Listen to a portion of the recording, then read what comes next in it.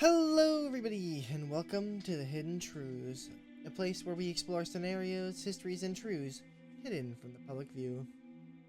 Big thanks to Cirnosad for compiling a good chunk of this information, and has been further expanded upon by me. So, have you heard of the concept of a true name?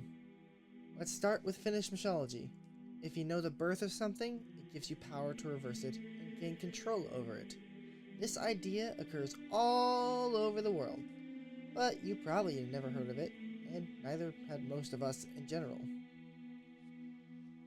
In Egyptian mythology, everyone is believed to have multiple parts. The Ket, the physical body; Sa, spiritual body; Ren, the name/identity; the Ba, personality; and Ka, or vital essence. As the chart implies, if you destroy everyone's Ren, their Ka would disappear.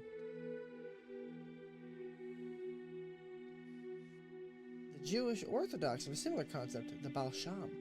They are magicians, and it translates to Master of Names.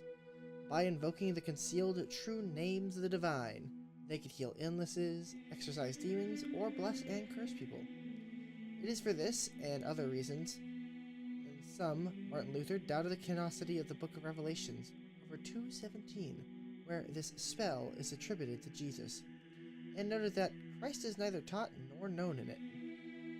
As we see even in Jewish and Christian contexts, there is tension around names as a form of sacred power embraced by the Kabbalists, viewed warily by others like Luther, but always recognized as potent.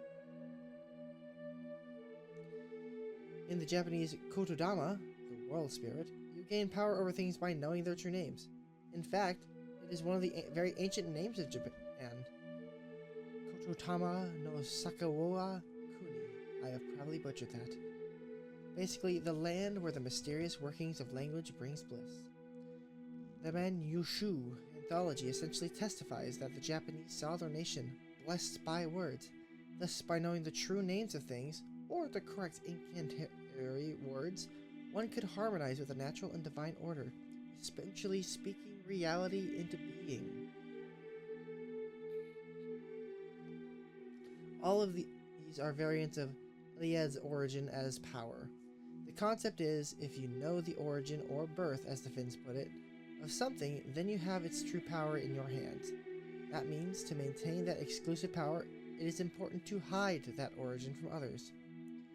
This discussion of names may seem silly to you, but we will make it very practical in an incident.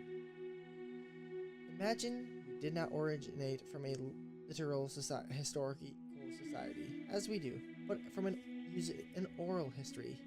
Names suddenly completely define something, and some must be uttered in secret. Why?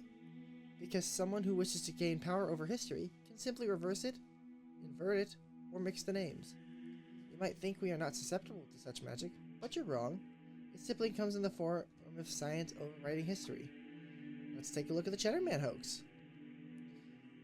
This was a skull that they found somewhere, dated, likely fraudulently, and then decided that the person who had that skull must have had black skin. Why? Because for thousands of years, a certain tribe has been trying to render the Anglos extinct through these reversals.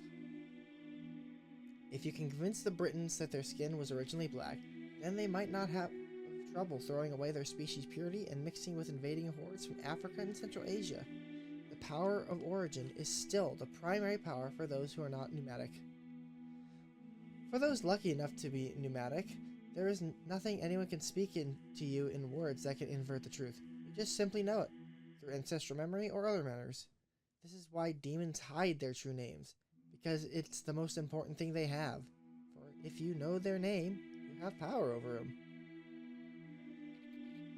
We even see this concept has been applied to TV shows. Death Note's entire premise hinges on writing a person's true name, and by having their face in mind, in the Shinigami's notebook to cause their death.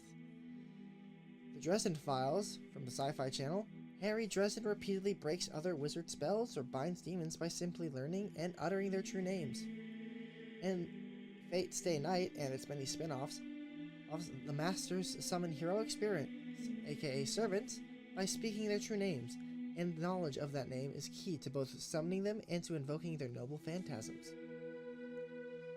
Even further still, as we mentioned in other hidden truths, Lebanon's original name, LBN, being hidden for Phoenicians preferred to name places after people, not locations, Britain's constant name swaps, which was originally Albion, which using that same LBN origin, Britannia for Britannic for the tin found, and now the aesthetically displeasing name of the UK.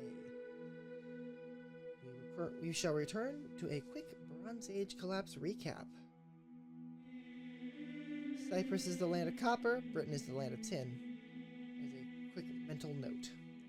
The Hyksos people who invaded Egypt held the areas for a century before being violently deposed. Then another century later, the Sea Peoples came and laid waste to every nation in the Eastern Mediterranean, and thus the Bronze Age collapsed.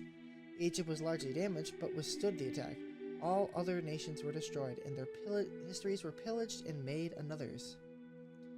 To loop this back to Britain, there are artifacts, coins, monuments, and inscriptions all over the island, all with Phoenician or a uniquely British Phoenician origin. But nobody has much memory about this past or even considers that part of their history beyond a, that's neat sort of worldview. The deeper connection was severed, the past erased, and its people scattered to the wind. The end goal today is the same, the destruction of a nation's history and people, our modern-day Sea Peoples. And to bring it back to a personal level, many usernames are pseudonyms. People go out of their way to dox people because once their real name and the pseudonym connection is made, they can destroy you or make your life miserable till they get bored, getting fired from jobs, debanked, deplatformed, or even cast out from your own family. These are all very sad things to happen to somebody. That is the power of a name. Remember to never forget who you are. Until next time, bye-bye!